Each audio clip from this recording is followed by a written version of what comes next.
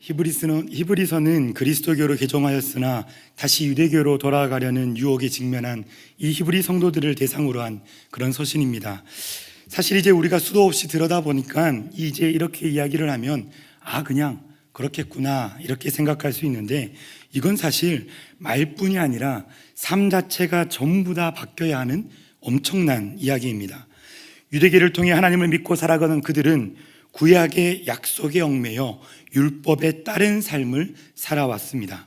그런데 예수님이 이 땅에 오셔서 새로운 복음을 선포하시고 이제는 이 율법의 행함이 아니라 예수님을 믿는 그 믿음을 가지고 구원받게 된다는 이 놀라운 소식에 그들은 지난날의 삶에서 이 예수님을 향한 믿음으로 삶을 선택하며 바꾸어 갔습니다. 사실 처음에는 이게 정말 좋았을 겁니다. 구약의 약속에 얽매여 율법에 따라가던 그 삶에서 이제는 더 이상 율법적인 강요도 없고 이 신앙의 자유 안에서 그들은 즐거운 삶을 살아가며 그렇게 나아갔을 겁니다. 하지만 시간이 흐르고 점점 더 시간이 지나갈수록 이 아무런 규율도 없는 그리스도교는 마치 뜬구름 같아졌을 것입니다.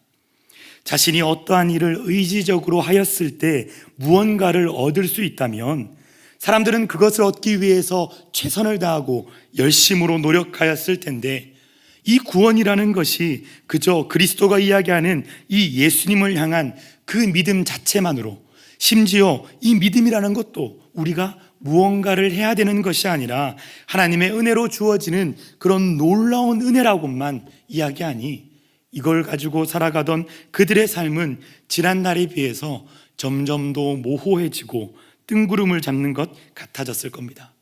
그러나 중에 그 집단 가운데에, 그 그리스도를 믿는 그 모임들 가운데에 여러 가지 일들이 생겨나기 시작하고, 이제 더 나아가서 주변의 많은 박해들을 그들이 경험하게 된 겁니다.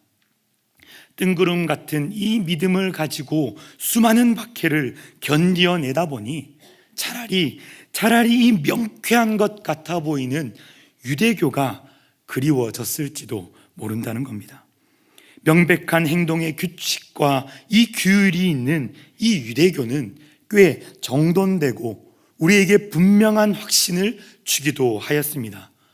더 나아가서 그것으로 가면 지금 우리가 겪고 있는 이 주변의 여러 박해들을 더 이상 겪어지지 않아도 되는, 결국 이 모든 박해가 사라져버리는 그런 곳이기에 어쩌면 그 유대교로 간다라는 것은 너무나도 큰 매력으로 다가왔을 겁니다. 그런 그들에게 1장부터 10장까지의 이 히브리서 내용은 그리스도의 우월성에 대하여 변증하고 있습니다. 처음에는 먼저는 천사보다 낫다, 두 번째는 모세보다 나은 그 우월한 예수님에 대하여 그렇게 설명하였고, 우리가 지난번에 읽었던 이 3장부터는 그리스도의 안식에 대하여 이야기를 이어가고 있습니다. 하나님의 백성으로서 가나안으로 인도하였던 그 여호수아의 안식은 결코 완전하지 못한, 우리가 경험해야 될 완전한 안식의 표상이었으며, 이제 우리는 예수님을 통하여 이 영원한 완성된 안식으로 들어가야 한다라고 그는 이야기하고 있습니다. 오늘의 본문 이후에는 대제사장과 예수님을 비교하면서 예수님이 얼마나 우월한 분인지를 계속해서 설명해 나아갈 겁니다. 그런데 이러한 변증의 그 핵심은 결국 우리 믿고 있는 이 성도들이 인내로서 믿음을 가지고 믿음을 지키며 살아가야 한다라고 이야기하는 그 권면의 근거로 이야기하고 있는 겁니다.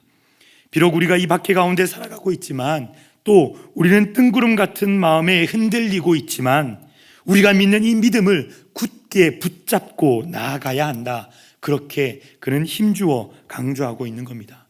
그리고 지난주에 우리가 읽었던 마지막 말씀 그 끝에 4장 12절에서 13절의 말씀을 통해 우리가 너무나도 잘 알고 많이 암송하는 그 말씀을 이야기하고 있습니다. 우리 한 목소리로 읽어보겠습니다. 시작. 하나님의 말씀은 살아있고 활력이 있어 좌우의 날선 어떤 검보다도 예리하여 혼과 영과 및 관절과 골수를 찔러 쪼개기까지 하며 또 마음의 생각과 뜻을 판단하나니 지으신 것이 하나도 그 앞에 나타나지 아님이 없고 우리의 결산을 받으실 이의 눈앞에 만물이 벌거벗은 것 같이 드러나느니라. 아멘. 이 하나님의 말씀 앞에 우리는 어떤 것도 감출 수가 없고 결국 우리가 가진 모든 것이 민낯이 낱낱이 드러나게 될 테니까 우리는 마지막까지 우리가 마땅히 잡아야 할 그 믿음을 굳게 잡고 있어야 한다라고 이야기하는 겁니다. 이 자리에 계신 여러 성도님들 또한 이것을 깨달아서 하나님 앞에 당당히 설 수 있는 그 믿음 가진 그런 그리스도인으로 이 땅을 살아갈 수 있게 되기를 주님의 이름으로 축복합니다. 이어지는 오늘의 본문은 이제 앞서 3장부터 이야기했던 그 안식이 우리에게 어떤 유익을 주는지를 설명하려고 덧붙여 이야기하고 있습니다. 지금 박해로 말미암아서 힘들어하고 신앙이 흔들리고 있는 그들에게 우리가 이것을 믿음으로 나아갈 때 얻게 되는 그 유익이 무엇인지를 설명해 주는 것은 굉장히 중요한 부분이었을 겁니다. 비록 이것이 3절밖에 안 되는 너무나도 짧은 말씀으로 구성된 이 단락이지만 이 단락의 말씀을 자세히 살펴보며 우리에게 참 위로를 허락해 주시고 또 우리에게 새 힘을 허락하시는 그 하나님의 은혜를 경험할 수 있게 되기를 간절히 소원합니다. 먼저 이 14절에서는 우리가 믿는 믿음이 무엇인지를 굉장히 짧지만 정확하게 언급합니다. 다 같이 이 14절 말씀을 한 목소리로 읽어보겠습니다. 그러므로 우리에게 큰 대제사장이 계시니 승천하신 이 곧 하나님의 아들 예수시라. 우리가 믿는 도리를 굳게 붙잡을지어다. 아멘. 그러므로 라고 시작하는 이 말씀은 우리가 아까 읽었던 이 12절과 13절의 말씀, 하나님의 말씀 앞에 우리의 민낯이 낱낱이 드러날 것이라는 그 말씀을 받아주고 있습니다. 하나님의 앞에 설 때에 우리는 숨길 것이 없이 하나 없이 낱낱이 드러나게 된다는 이 앞구절의 말씀을 이어가며 이 14절의 말씀을 이야기하고 있는 겁니다. 하나님의 말씀이 우리의 모든 것을 판단하여 우리가 그 앞에 드러날 때에 우리에게 남는 것은 오직 믿음밖에 없다라고 이야기합니다. 그렇기에 이것이 드러날 때 우리가 믿는 믿음은 그것이 무엇인지를 우리에게 있는 큰 대제사장, 이 대제사장은 우리의 죄를 하나님 앞에 제사를 통해서 사하여주는 그런 역할을 하던 사람이었는데 그 앞에 큰 이라고 표현하며 다른 대제사장보다도 우월한 존재로서 예수님을 강조하여 설명합니다. 사실 이미 3장 1절에서 예수님을 큰 대제사장이다라고 언급한 바 있으며 이미 우리가 큰 대제사장이 우리에게 계신다라고 하는 이 완료적 표현을 통해 우리 믿는 자들은 이미 예수님을 대제사장으로 받아들인 자임을, 그렇게 소유한 자임을 이야기하고 있습니다. 대제사장 되신 예수님은 우리의 이 신앙생활 가운데 깊숙이 뿌리박고 있고 우리가 그분의 완전한 제사를 통해 하나님께 나아갈 수 있는 담력을 얻었음을 설명하는 겁니다. 예수님의 제사는 단 한 번에 영원한 효력을 나타낸 완전한 제사이기 때문에 더 이상 이 속죄를 통해 우리를 속죄하기 위해 제사를 드릴 필요가 없음을 히브리서의 곳곳에서 굉장히 강조하고 있습니다. 이런 강조가 불가피했던 그 이유는 1차 독자였던 이 히브리 그리스도인들에게는 구약적 제사, 다시 말해 곧 율법 중심의 유대교로 자꾸만 돌아가려는 그 유혹을 품고 있었기 때문에 더 이상 그곳으로 돌아가서 드리는 그 모든 제사는 아무런 의미가 없다라고 설명하기 위해 히브리서 곳곳에서 이것을 이야기하고 있습니다. 14절에서는 이러한 완전한 제사를 통해 단번에 완성시킨 이 예수님이 우리의 큰 대제사장이 이미 되셨으며 우리는 이미 그분과 함께 있다는 이 표현을 통해 더 이상 구약의 이 율법적 제사가 아무런 효력이 없음을 그들에게 상기시켜주고 있는 겁니다. 그리고 그 예수님이 누구시냐면, 이 대제사장 되신 예수님이 누구시냐면 승천하신 이 곧 하나님의 아들 예수시다라고 설명합니다. 여기에 이 승천하시는 이를 의미하는 헬라어는 디엘렐리도타투스 우라누스라는 이 말인데, 이걸 직역하면 하늘을 통과하여 지나간 자라는 의미를 갖고 있습니다. 이건 당시 이 시대를 살아가는 유대인들에게 하늘의 개념이 어떤 것인지를 알아야 좀 쉽게 이해가 될 수 있는 표현인데, 바울 서신 중에 고린도후서 12장에 이것이 무엇인지를 엿볼 수 있는 그런 표현이 나오고 있습니다. 12장 2절 말씀을 제가 읽어드리겠습니다. 내가 그리스도 안에 있는 한 사람을 아노니 그는 14년 전에 셋째 하늘에 이끌려간 자라. 그가 몸 안에 있었는지 몸 밖에 있었는지 나는 모르거니와 하나님은 아시느니라. 아멘. 이 바울 자신이 자신을 드러내지 않고 자신이 이것을 경험하였는데 마치 내가 그러지 않은 것처럼 이렇게 완곡하게 설명하며 14년 전에 셋째 하늘에 이끌려 간 적이 있다라고 이야기합니다. 삼층천이라고 예전 성경에서는 언급하고 있는데, 이건 지금 우리가 이 하늘을 바라볼 때 오늘 하늘 굉장히 예쁘지 않습니까? 이 하늘을 바라보는 것을 스카이, 그냥 단순히 하늘이라고 이야기하고, 이 하늘 위에 별들이 있는 그곳들을 우주라고 표현하면 우리 신자들이 가게 될 하나님의 나라로서 이 낙원이라는 것을 세 번째 하늘, 셋째 하늘, 삼층천이라고 이야기하는 것을 전제로 설명하고 있는 겁니다. 다시 말하면 자신이 14년 전에 하나님의 나라 대신 당시에 이 표현을 빌리자면 삼층천, 천국에 올라갔다라는 것을 이야기하고 있는 겁니다. 예수님은 당시 유대인들이 믿고 있는 하나님이 계신 곳, 즉 하나님의 보좌가 있는 곳으로 여기던 그 하늘의 정상으로 예수님이 올라가셨다라고 설명합니다. 이는 마가복음 16장 19절에서도 이야기하고 있는 예수님의 승천 기사에서도 이것을 설명합니다. 함께 읽어보겠습니다. 시작. 주 예수께서 말씀을 마치신 후에 하늘로 올려지사 하나님 우편에 앉으시니라. 아멘. 이 말씀은 우리가 생각해 보면 그냥 하나님이 하나님과 동일한 권세를 가진 자로서 하나님의 우편에 앉으셔서 우리를 심판하고 우리를 중보하시는구나, 이렇게 쉽게 받아들일 수 있습니다. 하지만 당시에 이 말씀을 전할 때의 그 의미는 예수님이 우리에게 이 말씀을 마치신 후에 하늘로 올라가셨는데, 그 하늘이 우리의 눈에 보이는 하늘도 아니고 그 하늘 너머에 있는 우주도 아니고 바로 하나님이 계신 곳 삼층천, 그 셋째 하늘까지 올라가셨다라는 것을 극명하게 드러내주기 위해 하나님의 우편에 앉으셨다라고까지 설명하고 있는 겁니다. 이런 표현들은 성경에 곳곳에 나옵니다. 스데반이 바라보았을 때 하늘에 계신 그 예수님께서 일어나셔서 그 스데반의 오심을 반기고 있는 그런 모습들 또한 어쩌면 이 셋째 하늘이 자기가 보았음을 설명하고 있는 그런 내용들인 겁니다. 이 말씀에서도 이 동일한 단어들을 통해서 이 말씀들을 표현하고 있는데, 이는 당시 레위 계통에 있는 많은 제사장과는 확연히 구분되는 이 예수님의 모습을 설명하는 겁니다.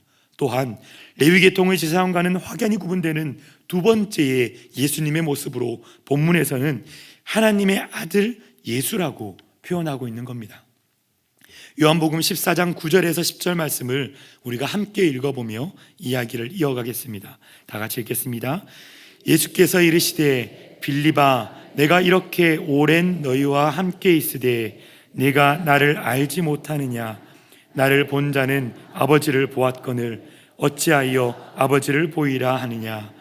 내가 아버지 안에 거하고 아버지는 내 안에 계신 것을 내가 믿지 아니하느냐?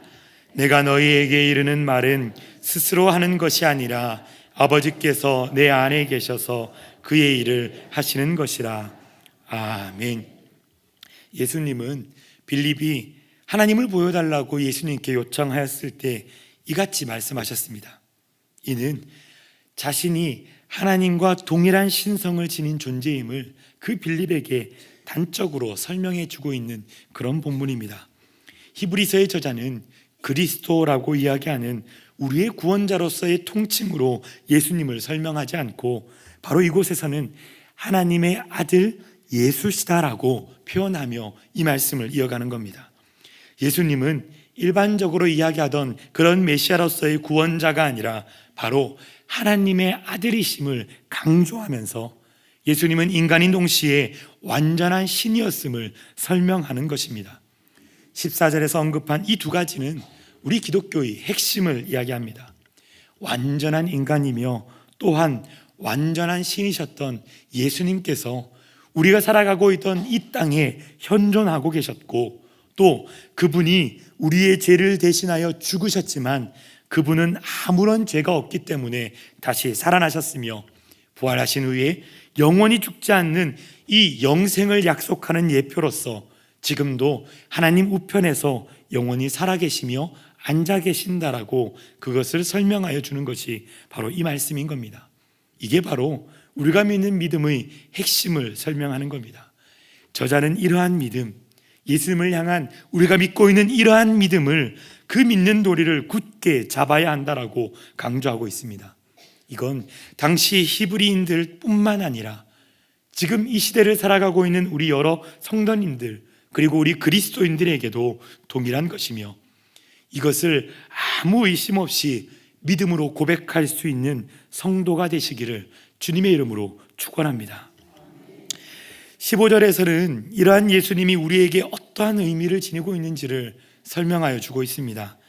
이는 앞서 말씀드린 이 안식이라는 것이 죽음 이후에 우리가 가게 될 그 나라에서 경험할 하나님의 나라를 넘어서 이제 오늘을 살아가고 있는 우리에게 어떠한 영향을 끼칠 수 있는지를 설명해 주기 위해 이야기하고 있습니다. 안식의 예표로서 지난 시간 언급된 여호수아를 통한 그 가나안의 약속은 오늘 우리가 붙잡아야 할 삶의 지표가 무엇인지를 잘 설명해 주고 있는 내용입니다. 담임 목사님께서 요즘 금요 집회 때마다 이어서 설명해 오고 계시는 이 광야의 삶은, 민수기에 대한 그 내용들은 우리 성도가 이 성화의 과정을 거치면서 이 땅을 살아가는데 수많은 교훈들을 허락하여 주고 있습니다. 그리고 특별히 신명기에서 언급된 가나안 땅의 특성에 대하여서 예전에 설명한 적이 있으신데 우리가 그 말씀을 다시 한번 상기하여 보기를 원합니다. 신명기 11장 8절에서 12절까지의 말씀을 저와 여러분이 한 절씩 교독하겠습니다. 그러므로 너희는 내가 오늘 너희에게 명하는 모든 명령을 지키라. 그리하면 너희가 강성할 것이요 너희가 건너가 차지할 땅에 들어가서 그것을 차지할 것이며,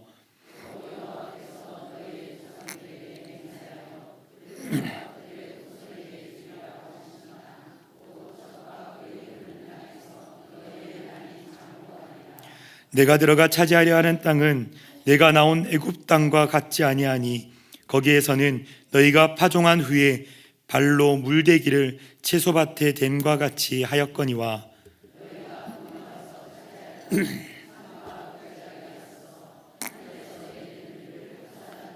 함께 읽겠습니다. 내 하나님 여호와께서 돌보아 주시는 땅이라. 연초부터 연말까지 내 하나님 여호와의 눈이 항상 그 위에 있느니라. 아멘. 제가 요즘 청년들과 함께 성경 이야기를 창세기부터 요한계시록까지 쭉 살펴보며 그렇게 공부를 하고 있는데, 그 중에 한 청년이 저에게 이런 질문을 하였습니다. 왜 하나님은 다른 수많은 땅들 가운데 하필이면 이 가나안 땅을 선택하여서 이스라엘 백성에게 주었느냐라고 이야기하는 겁니다. 아브라함이 갈대아 우르에서 떠나서 수많은 길을 걸어와서 이곳으로 와야 했고, 이 가나안 땅 주변에는 애굽 땅도 블레셋 땅도 모압 땅도 암몬 땅도 수많은 땅들이 존재하고 있는데 왜 하필이면 하나님께서는 그들에게 허락하신 그 땅이 가나안 땅이었냐라고 저에게 물어보는 겁니다. 하나님의 마음 아닙니까? 뭐 어떻게 알겠습니까? 하나님이 그걸 선택하셨는데요. 그런데 이건 어쩌면 단순한 궁금증일 수도 있지만 이건 우리의 신앙을 아주 핵심적으로 알게 하는 그런 부분이어서 너무 즐겁게 오랜 시간 떠들어댔습니다. 그 해답을 알려주는 본문이 방금 우리가 읽었던 이 신명기 11장 8절에서 12절까지의 그 말씀입니다. 그들이 그 전에 살고 있던 이 애굽 땅은 비록 노예의 삶을 살아가고 있었지만 그 땅은 나일강이 가운데 흐르면서 너무나도 풍요로운 그런 땅이었습니다. 그리고 그들에게 주신다고 약속하셨던 젖과 꿀이 흐르는 그 땅으로 설명하는 이 가나안이라는 곳은 11절에 보면 산과 골짜기가 있어서 하늘에서 내리는 비를 흡수하는 땅이다 라고 이야기합니다. 이건 비옥한 토지가 아닙니다. 물을 흡수하고 흘려버리는 땅이어서 그들이 농사 짓기에는 적합한 땅이 아니라는 겁니다. 그런데 이 땅을 가지고 왜 젖과 꿀이 흐르는 땅이라고 그렇게 이야기하는지를 담임 목사님께서 굉장히 강조하며 우리에게 설명하셨습니다. 이 땅은 여호와께서 돌보아 주시는 땅이기 때문에 그렇다라는 겁니다. 연초부터 연말까지 여호와의 눈이 항상 바라보는 땅이기 때문에 그 땅이 젖과 꿀이 흐르는 그런 땅이라고 의미하고 있는 겁니다. 가나안 땅이 비옥하여서 농사를 짓기에 적합한 땅이어서 풍요로운 땅이어서 그렇게 젖과 꿀이 흐르는 그런 땅이 아니라 가나안 땅이 수목이 울창해서 이 이스라엘 민족들에게 안식을 주고 있는 그런 땅이 아니라 그 땅은 비록 비를 흡수하는 그런 땅이지만 하나님이 지켜주시기 때문에 젖과 꿀이 흐르고 안식할 수 있는 땅이 된다라고 하나님은 설명하고 있는 겁니다. 결국 이 민수기의 많은 말씀들, 광야에서 지내고 있는 그 수많은 그 사람들의 삶들, 그리고 그를 통해 단련시키는 그 하나님의 목적은 오직 하나님 한 분만을 믿고 따라가는 것을 훈련하고 있는 것을 이야기하고 있고, 이러한 믿음과 생활의 모습들이 이 가나안 땅을 영원한 안식의 땅으로 만들어 줄 것이라고 이 하나님은 그들에게 알려주고 있는 겁니다. 예수님을 믿는 믿음을 가지고 살아간다는 것은, 그리고 그것을 통해 우리가 얻는 이 안식이라는 것은 가나안 땅이 그들에게 알려주었던 이 안식의 개념과 동일한 것을 우리에게 알려줍니다. 예수님을 믿는 믿음을 가지고 살아가는 이 그리스도교의 이 삶은 단지 히브리인들이 경험하고 있는, 비록 박해가 있고 또 어려움이 있고 수많은 환난이 있지만 우리가 이 하나님을 따르고 하나님이 우리를 지켜 보호하여 주시고 하나님의 눈이, 하나님의 그 은혜가 우리의 머리 위를 떠나지 않기 때문에 그렇게 이루어질 수 있는 안식이라고 그들에게 이야기해 주는 겁니다. 이런 영원한 안식을 누릴 수 있는 여러분 되셨으면 참 좋겠습니다.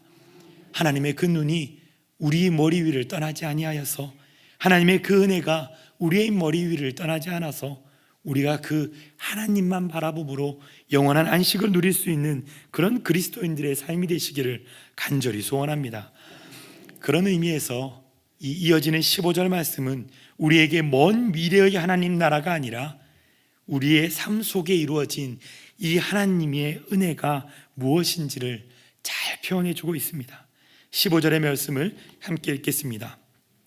우리에게 있는 대제사장은 우리의 연약함을 동정하지 못하실 이가 아니요 모든 일에 우리와 똑같이 시험을 받으신 이로되 죄는 없으시니라. 아멘. 아멘이십니까? 미국에 길게 뻗은 그 도로를 한 고급 승용차가 이렇게 지나가고 있었습니다. 그런데 길가에 한 남성이 고장난 차를 옆에 두고 도움을 요청하고 있었습니다. 고급 승용차를 타고 가던 그 신사는 기사에게 그 옆에 차를 대라고 그렇게 이야기하였습니다. 고급 승용차에 내린 신사는 너무나도 훌륭한 정장을 입고 그렇게 내리고 있었습니다. 그 신사는 남자에게 다가가서 이렇게 물었습니다. 무슨 도움이 필요하십니까? 도움을 구한 이 남자는 내 차가 지금 고장이 났고 멈추어 있다며 그에게 하소연하기 시작하였습니다. 그 이야기를 찬찬히 들었던 이 신사는 흙먼지를 뒤집었으며 그 차 밑으로 들어가 이 남자에게 이렇게 해보라고 또 저렇게 해보라며 소리치기 시작하였습니다. 몇 번의 노력이 있고 또 몇 번의 수고를 끝낸 끝에 결국 이 차의 시동이 걸리게 되었습니다. 신사는 차 밑에서 나왔습니다. 그 훌륭한 정장은 온갖 흙먼지를 뒤집어 쓰고 볼품없이 보여지는 그런 상태가 되었습니다. 이 남자는 너무 고마워하며 이 은혜를 어떻게 갚아야 하냐며 세탁비라도 내가 줄 수 있게 해달라고 그 신사에게 요청하였습니다. 그런데 그 신사는 세탁비도 필요 없다며 이렇게 말하였습니다. 전 바로 이 차를 만든 포드입니다. 제가 만든 이 차가 고장난 채 길가에 세워져 있는 것을 차마 볼 수가 없었습니다. 이 차를 이렇게 오랜 시간 아껴주고 사용해 주셔서 제가 도리어 고마울 뿐입니다. 이렇게 말한 신사는 다시 그 고급 승용차를 타고 그 도로를 유유히 사라졌습니다. 자신이 만든 차가 멈추어 서 있는 것을 보고 안타까워하면서 흙먼지를 뒤집었으며 고쳐준 그 포드처럼 하나님은 우리가 힘들어하며 삶을 살아가는 그 여정 가운데 멈추어 서 있는 것을 그냥 지나칠 수 없는 그런 분이십니다. 그분은 우리를 바라보시면서 사랑으로 살펴주시고 보살펴주시는 그런 분이기 때문입니다. 이러한 하나님의 도우심을 입을 때 우리가 비로소 완전한 안식을 누리게 될 수 있는 것입니다. 그런데 그 하나님이, 하나님의 아들 되신 그 예수님이 단지 엄청난 부자여서, 아니면 엄청난 자산가여서 우리를 도와주는, 그렇게 도와주고 있는 삶을 살아가지만 우리가 범접할 수 없는, 그런 어울릴 수 없는 그런 부류가 아니라 우리와 같이 인간의 몸을 가지고 이 땅에 오셨기 때문에 우리의 모든 아픔과 우리의 모든 슬픔을 그대로 알고 계신 분이라는 사실은 우리에게 너무나도 큰 은혜를 주고 있는 겁니다. 담임 목사님께서 이 본문을 이야기하시면서 자주 이야기하시는데, 이 본문은 예전에 이 개역 한글판에서는 체휼이라는 단어를 쓰고 있었습니다. 단지 연약함을 동정하는 것, 다시 말해서 우리의 이 연약함을 머리로 알고 이해하여서 같은 마음을 느끼는 그런 동정이 아니라 머리를 넘어 온몸으로 경험하고 함께 아파하고 함께 고통받는 그 체휼이라는 단어를 쓰고 있었다는 겁니다. 예수님은 인간의 연약함을 그저 이해하고 알아주는 것이 아니라 자신의 온몸으로 경험하고 함께 아파하고 함께 힘들어하고 함께 눈물을 흘려주며 우리와 함께하고 계신 분이라는 겁니다.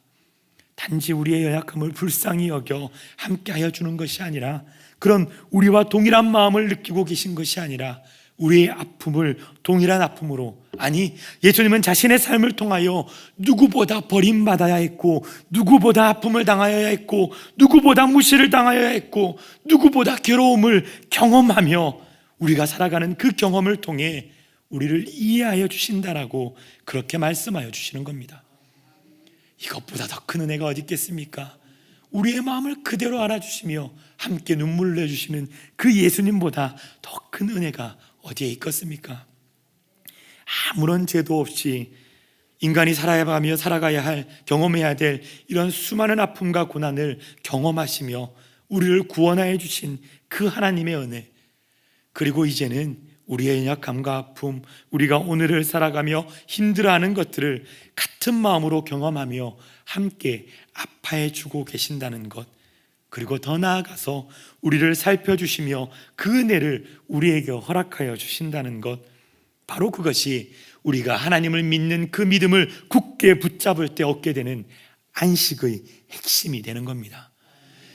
그러한 은혜를 경험한 우리에게 마지막 16절의 말씀은 이렇게 권면하며 이야기합니다. 함께 읽어보겠습니다. 시작. 그러므로 우리는 긍휼하심을 받고 때를 따라 돕는 은혜를 얻기 위하여 은혜의 보좌 앞에 담대히 나아갈 것이니라. 아멘.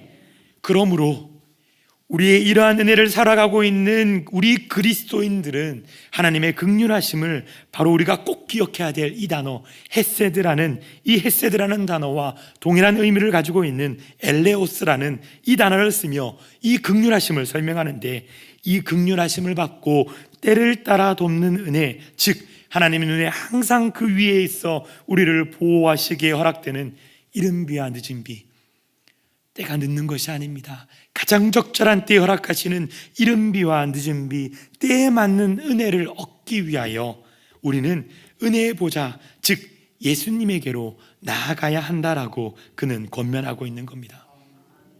그런데 이 예수님께 나아갈 때 그저 그렇게 나아가는 것이 아닙니다. 담대히 나아가라고 힘주어 설명하는 겁니다. 우리의 약한 믿음을 가지고 두려워하며 떨리며 의심하며 괴로워하며 걱정하며 그렇게 예수님께 나아가는 것이 아니라 우리가 믿고 있는 그 믿음을 단단히 붙잡고 담대히 예수님께 나아가야 한다라고 그는 강조하고 있는 겁니다. 우리가 믿는 그 믿음으로 하나님의 사랑하는 자녀가 된 우리는 이 죽음의 공포에 떨며 두려워할 아무런 이유가 없습니다. 하나님의 앞에 나아가서 우리가 경험하게 될 그 심판의 보좌가 이제는 두려워할 장소가 아니라 은혜의 보좌로 바뀌어버린 것입니다. 그 누구보다도 우리를 잘 이해하며 우리에게 내가 그곳에 있었다고, 내가 그것을 경험하였다고, 내가 너의 마음을 잘 알고 있다라고 그렇게 말씀하여 주실 예수님께서 우리를 너무나 잘 알고 계시기에 가장 적절한 때에 베푸시는 그 은혜를 경험하기 위해 우리는 우리가 알고 있는 그 믿음으로 담대히 예수님 앞에 나아가야 하는 것입니다. 사랑하는 구미교회 성도 여러분, 우리는 예수님의 십자가의 보혈로 모든 죄를 단번에 사함받고 하나님의 사랑받는 자녀가 된 그리스도인입니다.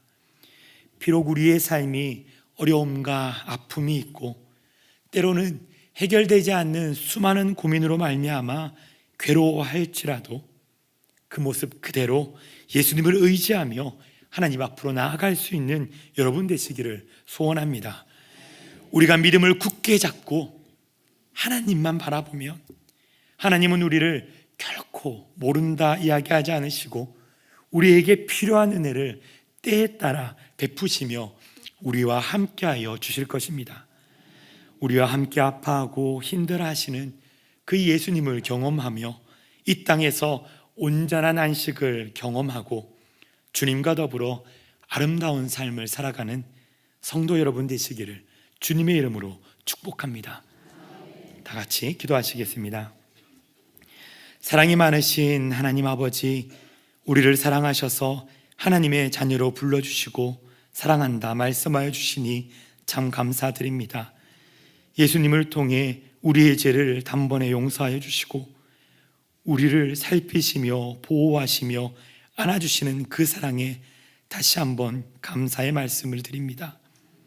우리가 예수님을 향한 그 믿음을 굳게 잡고 성령과 더불어 이 땅을 살아가며 하나님 안에 온전한 안식을 누리고 하나님의 나라를 이루어가는 우리들 에게 주님 함께하여 주시옵소서.